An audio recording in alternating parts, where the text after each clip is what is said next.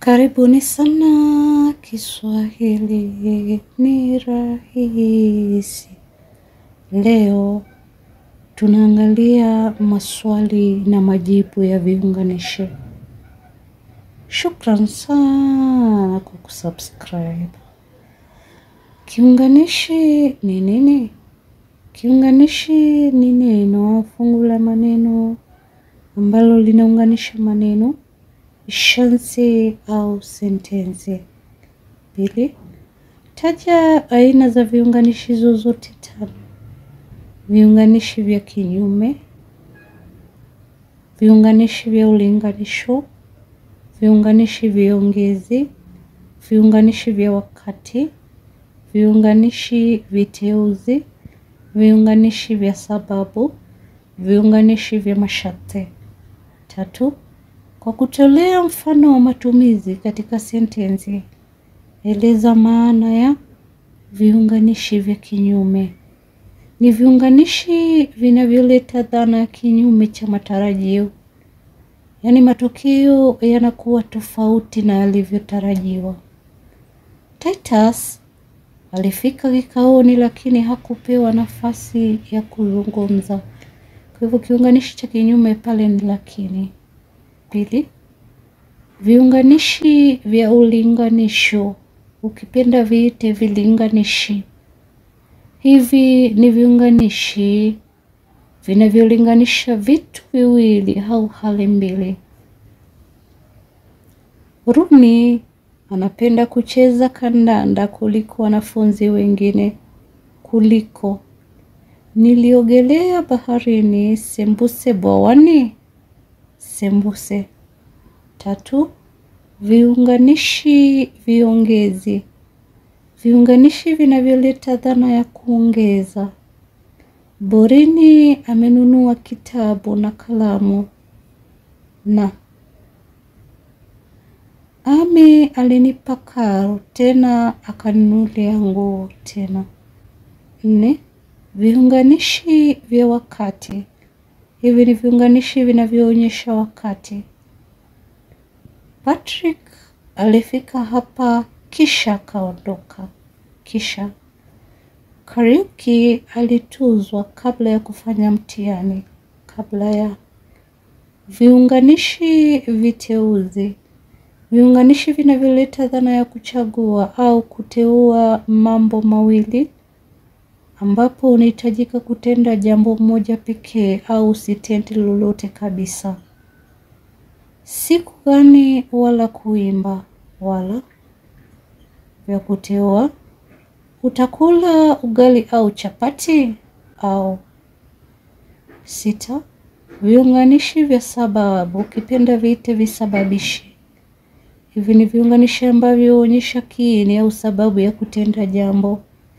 Nilichelewa kwa sababu sikufahamishwa kuhusu kikao hicho.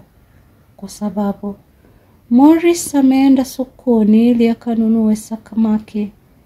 Ili ameamka kwa vile hana usingizi. Kwa vile. Nne, unganishi kuwa sentensi moja kwa kutumia kiunganishi cha wakati. Mabaharia walifika bandarini. Walikuwa wamesafiri kwa wiki moja. Kwa hivyo unaweka vile viunganishi vya wakati. Mabaharia walifika bandarini baada ya kusafiri kwa wiki moja. Unasema mabaharia walifika bandarini baada ya safari ya wiki moja. Tano, tunga sentensi moja ukitumia neno seuze. Ngeli anajua kuendesha ndege. Seuze baiskeli. Seuze. Tunga sentensi moja ukitumia kiunganishi cha kinyume.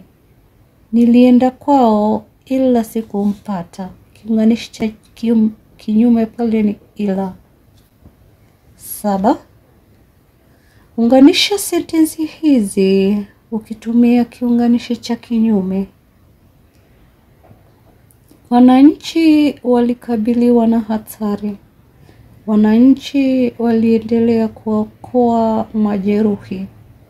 Kwanza, japo wananchi walikabiliwa na hatari, waliendelea kuokoa majeruhi. Japo ingawa wananchi walikabiliwa na hatari, waliendelea kuokoa majeruhi. Ingawa wananchi waliendelea kuokoa majeruhi japo walikabiliwa na hatari. Au unaweza pia kusema wananchi waliendelea kuokoa majeruhi ingawa walikabiliwa na hatari. Au pia ukasema wananchi waliendelea kuokoa majeruhi licha ya kukabiliwa na hatari.